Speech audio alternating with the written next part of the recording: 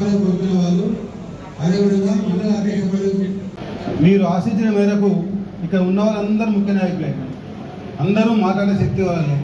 సమయం తక్కువ వల్ల విషయం కొంతమంది చేరకపోవచ్చు.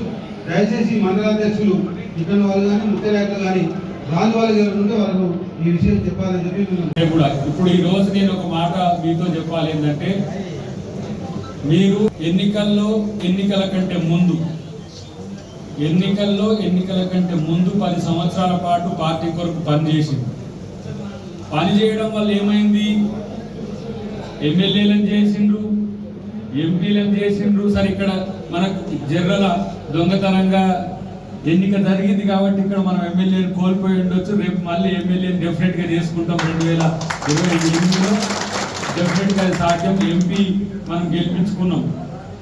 తర్వాత మాలాంటి వాళ్ళని మీ ఓట్లతో మమ్మల్ని ఎమ్మెల్సీలు కూడా చేసింది. మీ వల్లనే మేము ఎమ్మెల్సీలు, ఇప్పుడు పార్టీ అధికారంలోకి వచ్చింది కాబట్టి ఎమ్మెల్యేలు మమ్మల్ని ఎమ్మెల్సీలు చేసింది. కాబట్టి ఇప్పుడు మేము మీ శ్రమను తీసుకున్నాము. ఇప్పుడు పార్టీ ప్రభుత్వం మీకేం చేయాలనేది ఈ మీటింగ్. ఇంతకంటే ఎక్కువ ఈ మీటింగ్లో సారాంశమే లేదు. మీరు మనస్పర్ధలు ఉండని, వ్యక్తిగత వైరుధ్యాలు ఉండని, నాయకుల పట్ల ఇంకో అభిప్రాయం ఉండని, ఏదైనా కానీ ఇది మీకోసం మన పార్టీ, మన జాతీయ అధ్యక్షుడు మల్లికార్జున ఖర్గే గారు, మన లీడర్ ఆఫ్ అపోజిషన్ భావి భారత ప్రధానమంత్రిగా మనం భావించుకుంటున్న రాహుల్ గాంధీ గారు, మళ్ళొక్కసారి మనం ఏం చేయొచ్చు అనే ఆలోచనలో 2 రకాల ఆలోచనలు మీరు ఆలోచించాల్సిన అవసరం ఉంది. ఇక్కడ ఒకటి, పార్టీ సంస్థాగత నిర్మాణం. సుదీర్ఘకాలంగా పార్టీ కొరకు పనిచేస్తున్న వాళ్ళ యొక్క వివరాలను తీసుకోవడం, ఇప్పుడున్న వాళ్ళ యొక్క సమాచారాన్ని పిసిసికి ఇవ్వడం, కొత్తగా అవకాశాలు వెతుక్కునే వారి యొక్క సమాచారాన్ని కూడా మన పిసిసికి ఇవ్వడం. సగటున మీరు ఏకంగా ఒక గ్రామంలో మీరు ఒక గ్రామాధ్యక్షుని ఎన్నుకోవాలనుకోండి, మీరు అందరూ కలిసి ఒక గ్రామాధ్యక్షుని పేరిస్తే ఆ ఒక్క గ్రామాధ్యక్షుడే ఎన్నికైతాడు. లేదు మేము 2 ఉన్నామంటే 2 ఇవ్వండి, 3 ఉన్నామంటే 3 ఇవ్వండి, 5 మీరు ఎంతమంది ఉంటే అంతమంది ఇవ్వండి. దాంట్లో స్క్రూటినీ చేసి ఎస్సీ కానీ, ఎస్టీ కానీ, ఓబీసీ కానీ, మైనార్టీ కానీ, ఓసీ కానీ వాళ్ళకు సంబంధించిన 5 పేర్లను మేము జిల్లా అధ్యక్షునికి మేము అక్కడి నుంచి రిఫర్ చేస్తాం. జిల్లా అధ్యక్షుడు మళ్ళీ పిసిసికి ఇస్తారు. మండలాధ్యక్ష పదవి కూడా ఇప్పుడు ఉన్న వాళ్ళే ఏవైతే వివరాలు మేము ముందు తీసుకుంటాం. దీంతో పాటు మేము మండలాల కొరకు మేము ఆలోచిస్తున్నామని చెప్పి మీరు అప్లికేషన్ చేసుకుంటే మీ వివరాలు, మీ యొక్క పని వివరాలు, మీరు పార్టీ కొరకు చేసిన త్యాగాలు, మీరు పార్టీ కొరకు చేస్తున్న అంశాలన్నింటినీ కూడా క్రోడీకరించి 1 పేజా 2 పేజీలా ఏది మీరు ఎప్పటి నుంచి పనిచేసిన. అయితే 2017 నుంచి ముందు పనిచేసిన వాళ్ళని కట్ ఆఫ్ ఎందుకు పెట్టినామంటే, సుదీర్ఘకాలంగా పార్టీ కొరకు పనిచేస్తూ అవకాశాల కొరకు చూస్తున్న వాళ్లకు మొదటి ప్రాధాన్యత. 2017 తర్వాత వచ్చిన వాళ్లకు ఇవ్వమని కాదు, వాళ్ళను ఒకవేళ ఇక్కడ అంతకంటే బలమైన నాయకుడు ఉంటే ఆలోచన చేయడమే కాకుండా వాళ్ళకంటే మంచి నాయకత్వాన్ని ముందు వీళ్ళకి ఇవ్వడంతో పాటు వైస్ ప్రెసిడెంట్ ఉంటుంది, జనరల్ సెక్రటరీలు ఉంటాయి, ట్రెజరర్లు ఉంటాయి. అవసరమైతే వాళ్ళకు నాయకత్వ పటిమ ఎక్కువ ఉంటే జిల్లా కమిటీలు తీసుకుంటాం. నియోజకవర్గంలో మంచి నాయకత్వం రాష్ట్ర స్థాయిలో పనిచేసే ఒక సత్తా ఉంటే రాష్ట్ర స్థాయికి వాళ్ళని ప్రమోట్ చేసుకుంటాం. ఇది అవకాశాలను ఇచ్చే సమావేశాలే తప్పితే అవకాశాలను తుంచే సమావేశాలు కాదనే విషయాన్ని మీరు గుర్తుంచుకోవాలని నేను మీకు విజ్ఞప్తి చేస్తున్నాను. రెండవది, పార్టీ అధికారంలోకి వచ్చింది. ఇది పార్టీకి సంస్థాగతంగా సంబంధించిన అంశం. మీ స్థాయిలో మీరు పనిచేసిన వాళ్లకు జరుగుతున్నది. మనం ఏదో ప్రసంగాలు ఇస్తున్నాం పోతున్నాం అనేది కాదు.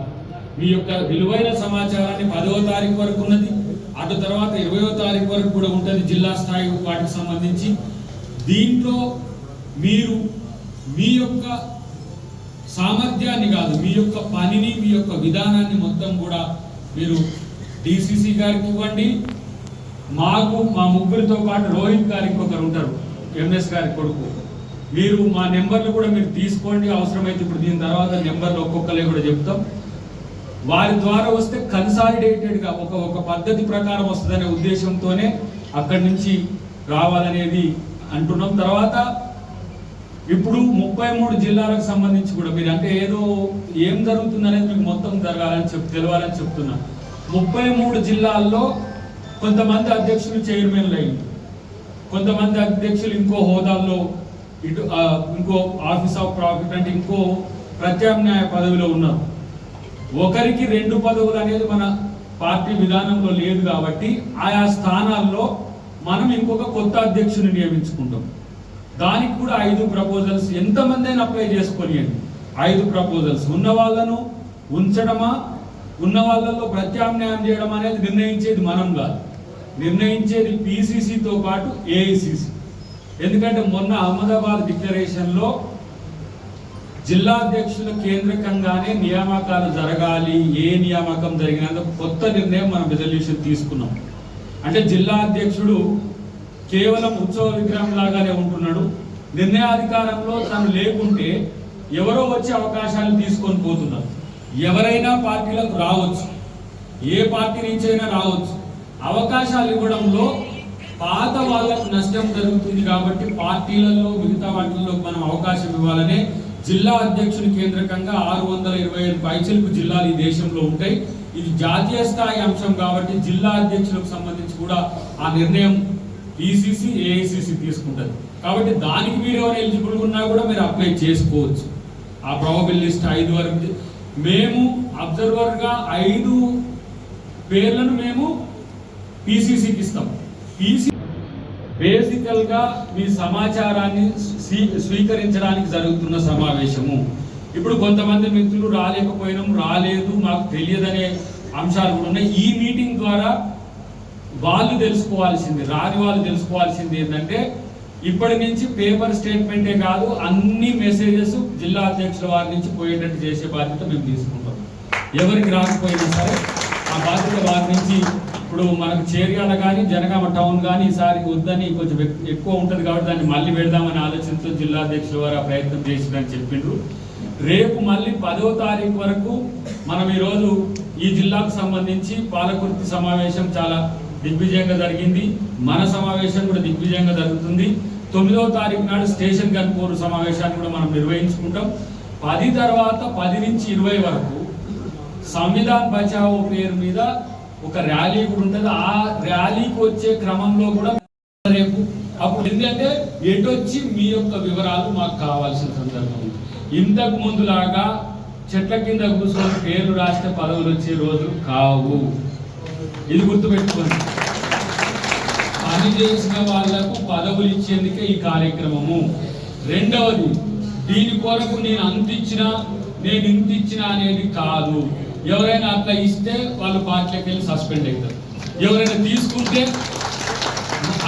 మేము తీసుకుంటే మేము సస్పెండ్ అవుతాం. అలాంటివి కాదు. ఉచితంగా అంటే పార్టీ కొరకు మీ త్యాగానికి గుర్తింపుగా పార్టీ మీకు ఇవ్వబోతున్న ఈ పదవుల గురించి మీరు పోటీ పడండి. అక్కడ పోటీ పడండి. నాయకుల కొరకు కొట్లాడదు. మా నాయకుడికి రావాలి రావాలని, ఇప్పుడు మీకు రావాలని కొట్లాడే నేను పనిచేసిన నాకు రావాలని కొట్లాటలో మీరు ఉండాలని మీకు అవకాశం ఇచ్చేందుకు వచ్చిన తప్పితే ఇదేదో ఎవరినో ఇప్పుడు. రెండవది, రేపటి రోజున ఎలక్షన్స్ ఉన్నాయి. రేపు గెలుపు గుర్రాలు కూడా రావాలి కదా దీంట్లో నుంచే.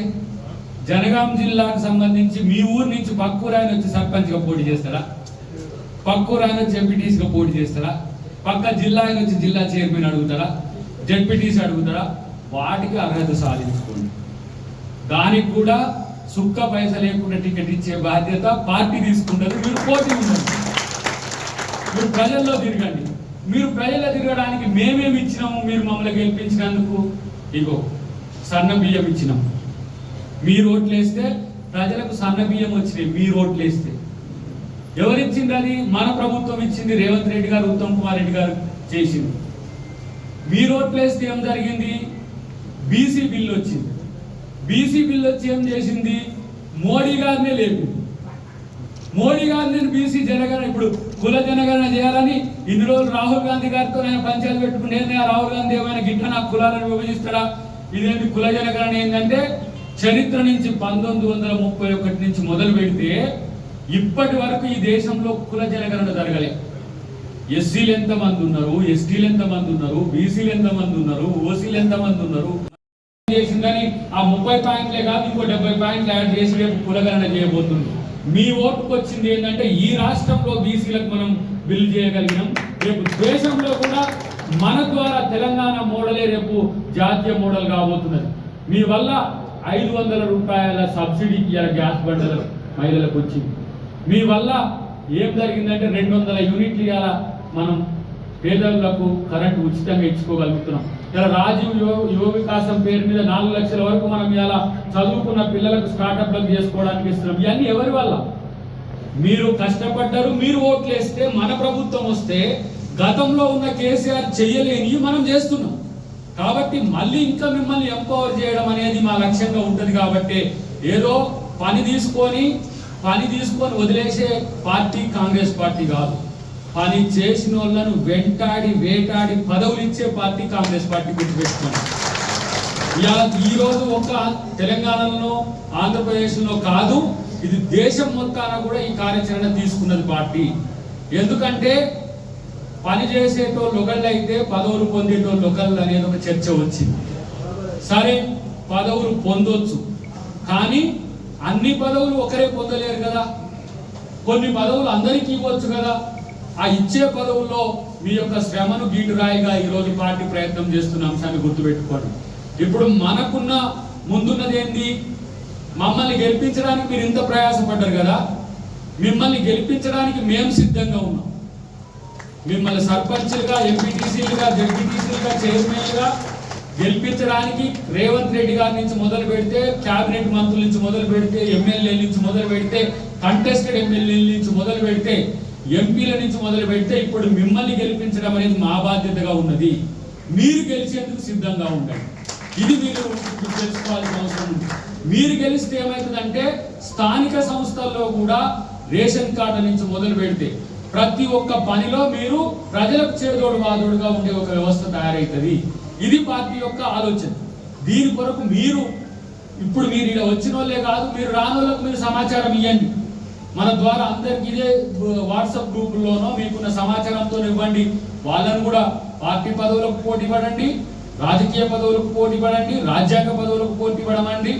మహిళల్ని కూడా 33% మీరు కూడా ఎన్రోల్ చేసుకొని పార్టీ పదవుల్లో సంస్థాగతంగా ఉత్తరప్రదేశ్లో 40% ఇస్తున్నాం. మనం ఉత్తరప్రదేశ్లో మహిళలకు అవకాశాలు పార్టీల్లో కానీ ఏ అవకాశాలు వచ్చినా 40% ఇస్తున్న రాష్ట్రంగా ఇలా ఉత్తరప్రదేశ్ ఉంది. ఎందుకంటే అక్కడ ప్రియాంక గాంధీ గారు జనరల్ సెక్రటరీ ఇన్ఛార్జిగా ఉండి వారు ఆ ప్రతిపాదన తెచ్చింది. ఇక్కడ మీనాక్షి నటరాజన్ గారు కూడా ఇలాంటి ఒక ప్రజాస్వామ్యయుత క్షేత్రస్థాయి కార్యకర్తలకు మేలు చేసే ఒక కార్యాచరణ వారు తీసుకున్నారు. కాబట్టి ఈరోజు పార్టీ నాయకత్వం మీ దగ్గరికి వస్తున్నది. రేపు ముఖ్యమంత్రి గారు కూడా మీ దగ్గరికి వస్తారు, గుర్తుపెట్టుకోండి. రేపు ముఖ్యమంత్రి గారు కూడా జనగాం నియోజకవర్గానికి వస్తారు. మీకు సేవలు అందించేందుకు పోటీ చేసిన ప్రతాప్ రెడ్డి గారితో సహా కలిసి ఇక్కడికి వస్తారు. మీ నియోజకవర్గంలో మనం మేనిఫెస్టోలో నియోజకవర్గంలో ఏమి హామీలు ఇచ్చినామో, ఏమి నెరవేర్చాలనో, ఏమి నెరవేర్చలేదో వారితో కలిసి కూర్చొని మీతో ఇట్లా కూర్చునే ప్రయత్నం ఉంది. ఇప్పుడు యాక్చువల్గా మే 1 నుంచి జూన్ 1 వరకు. కానీ ఇప్పుడు ఒక్కొక్కటి సూర్యుని ప్రతాపము 45, 46, 47 పోతున్నప్పుడు మిమ్మల్ని అందరినీ ఎండల్లో హింసించడం అనేది భాగ్యం కాదు. కాబట్టి జూన్ 2 మన రాష్ట్ర అవతరణ తర్వాత మళ్ళీ ఒక కార్యాచరణ వారు 2 నెలల పాటు అది తీసుకుంటారు. మీ చేతికి ఇచ్చిన ఆయుధాలని ప్రచారం చేయండి. ప్రభుత్వం మీ ఓటుతో వచ్చిన ప్రభుత్వం ఏం చేసిందో ప్రజలకు చెప్పండి. తద్వారా మీరు గెలవండి. మీరు గెలిస్తే ఏమైందంటే ప్రజలు గెలుస్తారు. మనల్ని గెలిపించిన ప్రజల్ని గెలిపించడమే నాయకులు చేసే ప్రధాన లక్ష్యం. ఓటేసుకొని ఇక తుర్రుమన్నారు మళ్ళా కనపడతలేడు దయాకర్ గారు అనే కానీ కాకుండా ప్రతి ఒక్కరు మీరు రెస్పాన్సిబిలిటీగా ఉండే రెస్పాన్సిబుల్ పాలిటిక్స్ని ఇప్పుడు మనం ఈ రాష్ట్రంలో మనం అనుకుంటున్నాం, దేశం మొత్తాన్ని మన పార్టీ అనుకుంటున్నది. ఒక దశలో రాష్ట్రం యొక్క ఆలోచనలు ఏ విధంగా ఉన్నాయనేది రాహుల్ గాంధీ గారు అయితే మొన్న అహ్మదాబాద్ మీటింగ్ ఉన్న కాశ్మీర్ టు కన్యాకుమారి ఓబీసీల చట్టసభలో రిజర్వేషన్ చేయాలని ఒక పాదయాత్ర చేయాలని ఉండే నాకు. కానీ ఆ అవకాశం లేకుండా రాహుల్ గాంధీ గారి వల్ల, మన రేవంత్ రెడ్డి గారి వల్ల ఈరోజు మోడీ గారు కూడా ఆ నిర్ణయం తీసుకొని ఆ పని లేకుండా చేసింది. రెండవది, చట్టసభల్లో మహిళలకు రిజర్వేషన్ అనే అంశం ఒక పోరాట ఒక అంశంగా ఉండే. కానీ మణిపూర్ అల్లర్లా ఎన్నికల్లో గెలవాలన్నా బీజేపీ ఏదైనా కావచ్చు కాక, వాళ్ళు ఏమైనా ఇప్పుడు బీహార్ ఎన్నికలని కూడా కొంతమంది అంటారు, ఏదైనా కావచ్చు కాక ఒక చారిత్రక బిల్లు మహిళా బిల్లు అయింది. రేపు సెన్సెస్ కనుక జరిగితే ఇమ్మీడియట్ గా మహిళలకు చట్టసభల్లో 33% రిజర్వేషన్లు రాబోతున్నాయి. దానికి కూడా మనం లీడర్షిప్ ను సమాయత్తం చేసుకోవాలి. ఏదో లీడర్ భార్య కాబట్టి లీడర్ భార్యకు అవకాశం ఇవ్వడమో, లేకపోతే తెలిసిన ఆయన భార్య కాబట్టి కాకుండా మహిళలు స్వయంగా ఎదిగే వాళ్ళకి అవకాశం ఇచ్చే విధంగా రేపు కార్యాచరణ పార్టీలు ఉంటాయి. మహిళలు కూడా స్వచ్ఛందంగా మీరు ప్రజల కోసం పోరాడి మీరు వచ్చే ప్రయత్నం చేసుకోండి. మీకు రేపు అవకాశాలు చట్టసభలోనే కాదు స్థానిక సంస్థల్లో కూడా పార్టీ ఇచ్చే ప్రయత్నం చేస్తుంది. ఎందుకంటే ప్రజా చైతన్యం పెరిగింది దేశంలో, భారత రాజ్యాంగం విలువలు పెరిగినాయి, ప్రతి ఒక్కరు చదువుకున్నారు. తప్పేవాడు చేస్తుండు, మేలేవాడు చేస్తుండని ఇటు చెప్పి నేను ఇంటికెళ్ళి మాట్లాడిపోగానే నా గురించి జడ్జి చేసుకోవాలంత మానసిక స్థితి ఈరోజు ప్రజల్లోకి వచ్చింది. కాబట్టి నాయకుడు కూడా తప్పు చేయడానికి ఒళ్ళు దగ్గర పెట్టుకొని ఉంటున్న రోజుల్లో మీరు అవకాశాలు అందిపుచ్చుకునే ఒక మహత్తరమైన ఈ సమయం మీరు గుర్తుపెట్టుకోవాలని చెప్పి నేను విజ్ఞప్తి చేయడానికి ఇక్కడికి వచ్చినాం. మిత్రులారా, ఈ ప్రభుత్వం చేస్తున్నవి ఆ బక్కాయన ఒక తీరుగా ఈయన ఎందుకంటే వాళ్ళకు ఒక 10-15 టీవీలు ఉన్నాయి, ఒక 10-15 పేపర్లు ఉన్నాయి. ఆ సోషల్ మీడియాలో నెలకు ₹1,00,00,000 పెడతారట వాళ్ళు, ఏది ఇట్లా అబద్ధాలను చెప్పి ప్రచారం చేయడానికి. వాళ్ళతోని మన ప్రజల్లోకి చొప్పించి సన్న బియ్యం గురించి చర్చ జరగదు. హెచ్సియులో 100 ఎకరాలు 400 ఎకరాలు ఎట్లా పోతాయని అంటారు. ఆ పక్క రాష్ట్రంలో 2,72,200 ఎకరాలు 92,000 చెట్లు కొట్టాడు, ఒక్కటి కూడా ఛత్తీస్గఢ్. ఇలా ఆంధ్రప్రదేశ్లో 1,00,000 ఎకరాలు ఇప్పుడు క్యాపిటల్ కొరకు తీసుకుంటున్నాడు. ఒక్కడు పర్యావరణ శాస్త్రవేత్త పర్యావరణ ప్రేమికుడు అక్కడికి పోడు. 100 ఎకరాల్లో 120 ఎకరాల్లో కొట్టిందంటే ప్రపంచం మొత్తం కింద పడిపోయినట్టుగా ప్రచారం చేసి ఏ ఇల్లు అక్కడనే ఏంటిది నెమలి చేస్తుంది, ఆన్నే జింక గుర్తుంటుంది, ఆన్నే ఏనుగుంటుంది, ఆన్నే తొడ్డాలు పెట్టేసి మన ఏంది జేసీబీలు ఉంటాయి. అసలు జేసీబీలకు బుల్డోజర్లకు కూడా తేలా చేయకుండా ప్రధానమంత్రి ట్రోల్ చేస్తాడు మన మీద. ఆ తెలంగాణ రాజ్యంలో ఏం జరుగుతుందంటే పర్యావరణాన్ని మొత్తం విధ్వంసం చేస్తున్నారు. కేసీఆర్ 4,23,000 ఎకరాల భూమి మన పేద ప్రజల నుంచి తీసుకున్నాడు. 4,23,000 ఎకరాలు. హైదరాబాద్ లో 50,000 కోట్ల రూపాయల భూములు అమ్మిండు, ఎకరానికి 100 కోట్ల చొప్పున. ఇదే నియోపోలిస్ అని 100 కోట్లని ఆయన అమ్మితే తెలంగాణ పరపతి గొప్పదట. ఇలా మనోళ్లకు పేదోళ్లకు సన్నబియ్యం ఇస్తానికో, లేకపోతే ఇలా మన పిల్లలకు ఉద్యోగాలు ఇస్తానికో, లేకపోతే రాష్ట్రంలో ఆయన 7 లక్షల కోట్లు అప్పు చేసిన 7 లక్షల కోట్లు అప్పు చేసిన ఆయన ఇవాళ 10,000 కోట్లు ఎట్లా అమ్ముతారు భూములు అని చెప్పేసి ముందుకొచ్చి వరంగల్లో పెద్ద మీటింగ్ పెట్టి, మరి అంతమంది 10 లక్షల మందో 3 లక్షల మందో 2 లక్షల మంది అంతమంది వస్తే ఇంతమంది అన్న మనం మీ ముగ్గురమని వచ్చిన వాళ్ళు మాట్లాడినాం, ఆయన కొడుకునన్నా మాట్లాడినిచ్చిందా, వాళ్ళ అల్లున్నన్నా పోలి బిడ్డనన్నా ఒక్కడే మాట్లాడటానికి ఇంతమందిని ఎండలలో దిప్పి గొడ్లను చంపి ఆడ మొత్తం భూములన్నీ ఆ రైతులన్నీ దోచి ఇలా ఒక్కడే ఎంతసేపు మాట్లాడు సొల్లు పురాణం అంటే మనకు అందరికి తెలుసు. మనం చెప్పడం కాదు, కాంగ్రెస్ పార్టీ చేస్తుంది, చెప్పేదానికంటే ఎక్కువ చేస్తుంది.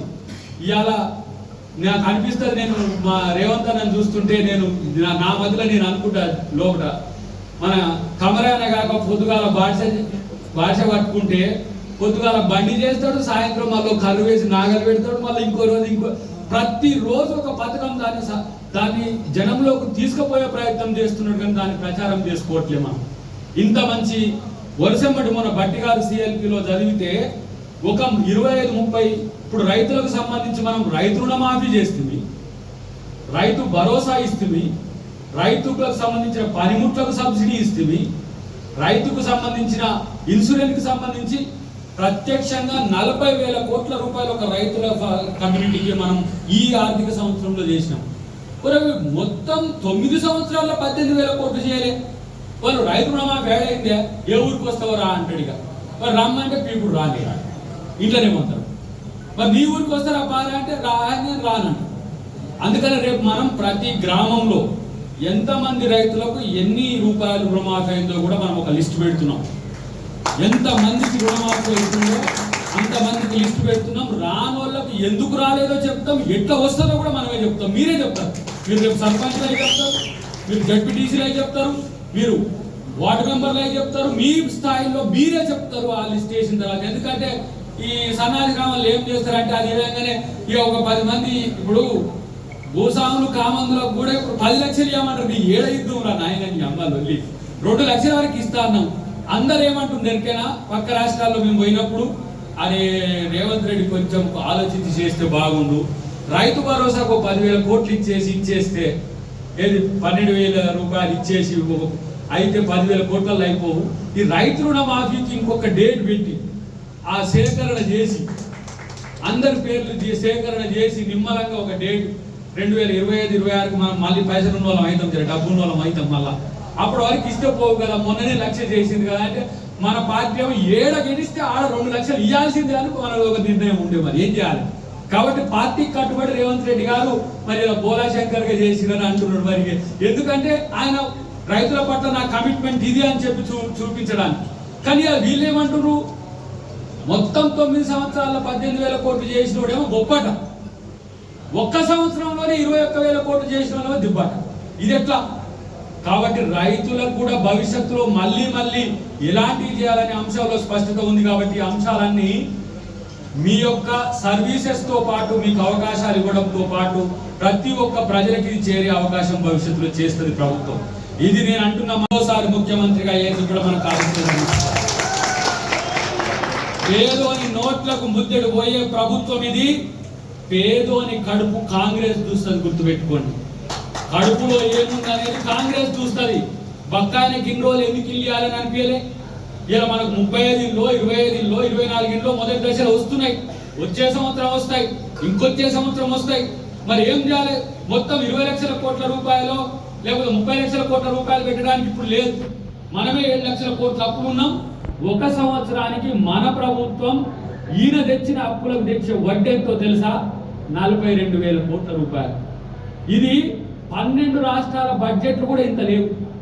12 రాష్ట్రాల బడ్జెట్లు అంటే ఒక్కొక్క రాష్ట్రంలో 12,000 కోట్లు, 15,000 కోట్లు, 18,000 కోట్లు. ఈ నార్త్ ఈస్ట్ లో చిన్న రాష్ట్రాలు ఉంటాయి.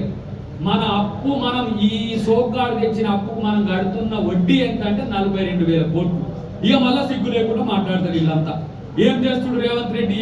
ఒక్క సంవత్సరంలో అన్ని చేసి 6 గ్యారెంటీలు అమలు చేసి దిగిపోవాలరా? ఎట్లా నాకు అర్థం కాదు. మీరేమో అప్పులు చేసుకుంటా జనాన్ని దోచుకుంటా. ఇప్పుడు వాళ్ళు ఉన్నారు కాషాయం వాళ్ళు కషాయమే ఇస్తారు తప్పితే కాషాయం వాళ్ళు చేసేది ఏం లేదు. సుఖ పైసీ రాయనంటే మీరున్నారుగా రేవంత్ రెడ్డి నువ్వు చెయ్యి అంటాడు. మరి ఓట్లు అనేసరికి నాకేయాలి వస్తుంది. ఎందుకు వేయాలి మీకు ఓట్లు? పైసలు ఇయ్యరు. ఇలా నితిన్ గడ్కరీ గారు వచ్చిండ్రు. నేను కూడా ఆ సమావేశంలో ఉండాలి, ప్రోటోకాల్ ప్రకారం ఎమ్మెల్సీగా నేను అక్కడ హైదరాబాద్లో ఉండాలి. కానీ వాళ్ళు మన రాష్ట్రం నుంచి తీసుకునే దానికంటే మనకిస్తున్నది ఏంటనేది లెక్క చూడు. మనం 10 రూపాయలు పంపిస్తే వాళ్ళు 6 రూపాయలు కూడా ఇస్తలేరు. మళ్ళీ మేము ఇస్తున్నామని మన ఆదిక్ కాక బ్రహ్మానందం 1/2 రూపాయలు పిచ్చవేసి పండుగ చేసుకోపో అంటారు చూడు. అట్లాంటి వాళ్ళు బీజేపీ వాళ్ళు. లక్షల కోట్ల రూపాయలు వాళ్ళ కాడ ఉంటాయి. ఓట్లు కావాలి, సీట్లు కావాలి, కానీ పైసలు ఇవ్వద్దు. అయినా మనం స్వయం సమృద్ధితో రేపు తెలంగాణ రేవంత్ రెడ్డి గారి నేతృత్వంలో పాపం బట్టి గారిని చూస్తే అప్పుడప్పుడు బాధ అనిపిస్తూ ఉంటుంది. ఎప్పుడు ఎవరికి సమస్య చెప్పుకోవాలో తెలియదు. ఎందుకంటే రోషయ్య గారు కూడా ఎంత కిట్నే ఉండే. రాజశేఖర రెడ్డి గారు హామీలు ఇచ్చుకుంటూ పోయేది, రోషయ్య గారు మళ్ళీ ఆలోచించేది. మరి ఇచ్చేటప్పుడు కొంచెం చెప్పాలి, నాకు కూడా చెప్పాలి. ఇలా బట్టి గారిది కూడా అదే పరిస్థితి ఉంది. ఎందుకంటే ఖజానాలో ఇవాళ లాస్ ఉందని చెప్పుకొని మనం వెనక పోవట్లే. అప్పులు తెచ్చి కాదు, అవసరమైతే కేంద్రంతో కొట్లాడైనా వాళ్ళు చేయకపోతే రేపు అంతర్జాతీయంగా ఉండే బ్యాంకులతోని మాట్లాడుకోనైనా రాష్ట్రానికి కించిత్ కూడా తగ్గకుండా చేసే ప్రయత్నం ముఖ్యమంత్రి గారు చేస్తున్న అంశాన్ని మీరు గుర్తుపెట్టుకోండి. కాబట్టి అలా ప్రతాపన్న చిన్న మార్జిన్తో దొంగతనంతో ఓడగొట్టి ఉండొచ్చు ఇక్కడ ఉన్న ఎమ్మెల్యే. రేపు మనం ప్రతాపన్నను కూడా గెలిపించుకునే ప్రయత్నం మనం అందరం కలిసి చేయాల్సిన బాధ్యత కూడా ఉన్నది. నాకు చివరి రోజున నాకు ముఖ్యమంత్రి గారి నేను ఎక్కడికి మన జుక్కలకు పోయాల్సిన అవసరం ఉండే. ముఖ్యమంత్రి గారితోనే కలిసి నేను హెలికాప్టర్లో పోయాల్సిన అవసరం ఉంటే దయాకర్ నాతో ఎందుకు జనగాంకు పంపియండి అంటే అప్పటికప్పటికి నేను జనగాంకు వచ్చిన పరిస్థితి ఉన్నది. ఎందుకంటే కొన్ని ప్రాంతాల్లో మనం ఆయా ప్రాంతాల్లో కొంతమంది లీడర్స్ను పంపించాల్సిన పరిస్థితి ఉండే. ఆ రోజు నేను ముఖ్యమంత్రి గారితో కాకుండా నేను జనగానికి వచ్చింది ఎందుకనంటే ప్రతాపన్న లాంటి ఒక మంచి వ్యక్తికి నేను కూడా చేదోడు వాదోడుగా ఉండి ఉడతా బస్సుగా చేయాలని ఆలోచించుకుంటున్నాను. కాబట్టి మిత్రులారా, ఒకరినొకరం గెలిపించుకుందాం, మనం గెలుద్దాం, ప్రజల్ని గెలిపిద్దాం. ఇది కార్యాచరణ తీసుకోండి. తప్పితే కొట్లాడే దగ్గర కొట్లాడదాం అవసరమైతే, పోరాడే దగ్గర పోరాడదాం అవసరమైతే, అవకాశాలు తీసుకునే దగ్గర అవకాశాలు తీసుకుందాం అవసరమైతే, కానీ పార్టీ లైన్లోనే మనం ఉంటే మనందరికీ మంచిది. పార్టీ లైన్ ఇప్పుడు మా పవన్ నన్ను పొగిడిండు, అవకాశం రాకపోయినా కామ్గా ఉన్నాడు దయాకర్ అని చెప్పి. పార్టీతో పని చేయాలనుకున్న, పార్టీతో సుదీర్ఘకాలం నా ప్రయాణాన్ని చూసుకున్నా కాబట్టి ఈ అవకాశాలు కాదు, నాకు పార్టీ ముఖ్యం. పార్టీ నాకు అవకాశం ఇస్తుంది.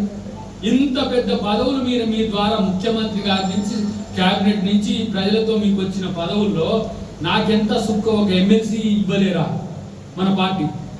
మీకు కూడా ఇంత పెద్ద అవకాశం వచ్చినప్పుడు మీరు అదే ఓపికతో అదే సహనంతో ఉంటే మీకు పదవులు ఎందుకు రావు? కాబట్టి అది ఎవరైతే 2017 అనేది ఎందుకు కూడా తెచ్చినామంటే 2017 కంటే ముందు 2014 నుంచి ఎలా అరగోసపడ్డారో మండల పార్టీ అధ్యక్షులు చూసినాం, జిల్లా పార్టీ అధ్యక్షులు చూసినాం, క్షేత్రస్థాయిలో ఫ్రంటల్ ఆర్గనైజేషన్ చూసినాం. అసలు ఏ అవకాశం లేకుండా సీనియర్ లీడర్లుగా ఉండి పదవులు కూడా రాకుండా ఉండి కొట్లాడేటోళ్ళని, జేబుల నుంచి డబ్బులు పెట్టి పార్టీ కొరకు కొట్లాడే వాళ్ళని మా కళ్ళతో చూసినాం మేము.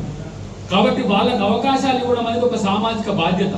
ఒక రాజకీయ పార్టీకి పనిచేసిన వాళ్ళకు సంబంధించిన అంశంలో అట్లా చేస్తేనే పార్టీకి గౌరవం పెరుగుతుంది. ఇలా అద్దంకి దయాకర్ లాంటి వ్యక్తికి ఎమ్మెల్సీ ఇస్తే ఎంతమంది సంతోషపడ్డారో నేను ఎంతో మందిని కలిసోళ్ళని వాళ్ళ ఇంట్లో కొడుకుకో ఒక పదవి వచ్చినట్టు, వాళ్ళ తమ్మునికి వచ్చినట్టు, వాళ్ళ అన్నకు వచ్చినట్టు. నేను నా జీవితంలో నేను ఈ పదవి రావడం వల్ల నాకు ఇంత గొప్ప కీర్తి వస్తుందని అయితే నేను అనుకోలేదు. రాకపోతే ఏం చేయాలని ఆలోచించిన నేను. ఎమ్మెల్సీ రాకపోతే మళ్ళీ పార్టీ కొరకు అందరు ఏమంటారు, టీవీలలో మాట్లాడుతుంటే ఇక నీకు చేసింది కానీ ఇక ఆగవా ఏం మాట్లాడుతావు దాకరని. అట్లా నేను టీవీలలో మాట్లాడుతున్నా కాబట్టి నా ముఖం తెలుసు కాబట్టి అంటున్నారు, కానీ అది చెప్పుకోలేక కడుపులో దాచుకునే ఎంతో మంది కార్యకర్తలు మనం చూసినాం. వాళ్ళకు అవకాశాలు రావాలనే మన పార్టీ నిర్ణయం తీసుకున్నాం. కాబట్టి ఈ పార్టీ నిర్ణయాన్ని మీరు గౌరవించి మరింత అవకాశాలు పొందే దిశగా పోండి. నేను చివరిగా ఒక్క అంశం చెప్పి నేను ముగిస్తాను మిత్రులారా. ఇంత పెద్ద భాషను వద్దనుకున్నాం, అసలు ఇంత పెద్ద భాషను వద్దు నేను అనుకున్న నా మైండ్లో. ప్రతాపన్నకు చెప్పలేదు, కానీ ఎవరెవరు మాట్లాడుతారో ఒక్కొక్క 2 నిమిషాలు మాట్లాడిద్దామని నాకు ఉండే. మేము మాట్లాడే సందర్భంలో ఇప్పుడు నేను ఒక 15-20 నిమిషాలు మాట్లాడి అనుకోండి, మీరు 2 నిమిషాలు మాట్లాడితే 10 మంది మాట్లాడతారు. వాళ్ళ 10 మంది మాట్లాడితే ఆ 10 మందే గొప్పనా, మళ్ళీ 20 మంది లేరా అనేది ఇది వస్తుంది. కాబట్టి మాట్లాడిపోయలేదుగా నెక్స్ట్ మీటింగ్లో డెఫినెట్గా మీరు మాట్లాడాలనుకుంటే మనం ఏం చేద్దాం, 11 గంటలకు మీటింగ్ పెట్టి 2 నిమిషాలు వచ్చి మీ యొక్క కడుపులో చెప్పేస్తే పంచాయతీ పాయ్ ఏంది లొల్లి. ఒక్కొక్క 2 నిమిషాలు చెప్తే డెమోక్రటిక్ ఉంటుందిగా. మీరు ఏమనుకుంటున్నారో మేమే చెప్తే మీరే వినాలనా, మీరు చెప్తే మేము వినడం లెక్క కాదా? కాబట్టి ఇంతకుముందు మా పవన్ కూడా చెప్తున్నాం, మేము ఎమ్మెల్సీలమనో ఎంపీలమనో ఎమ్మెల్యేలమనో కాదు, మేము పార్టీ అబ్జర్వర్స్ ఎందుకు వచ్చినామంటే నిజాయితీతో పార్టీ కొరకు పనిచేసే కార్యకర్తకు మనం అవకాశం ఇవ్వడమే. ఇదంతా మీకు కొంచెం కొత్తగా అనిపించవచ్చు కాంగ్రెస్ పార్టీలో, కానీ రేపు కాంగ్రెస్ పార్టీ ఉండబోతున్నది ఇట్లనే అనేది మీరు గుర్తుపెట్టుకోవాలి. రేపు పార్టీ నిజాయితీగా పనిచేసే వాళ్ళకు, ఎవరో పైరవీలు చేస్తేనో ఎవరో పైసలు పెడితేనో వచ్చే పదవులు ఆశించకండి. మీరు పని చేయండి, పదవి పొందండి. ఈ కార్యక్రమం మీరు మదిలో పెట్టుకోండి, గుర్తుపెట్టుకోండి. ఎందుకంటే అక్కడ మీనాక్షి నటరాజన్ గారు ఉన్నారు. ఇప్పుడు వారు ఎంత గాంధేయవాది, ఎంత నిజాయితీగా ఉంటారంటే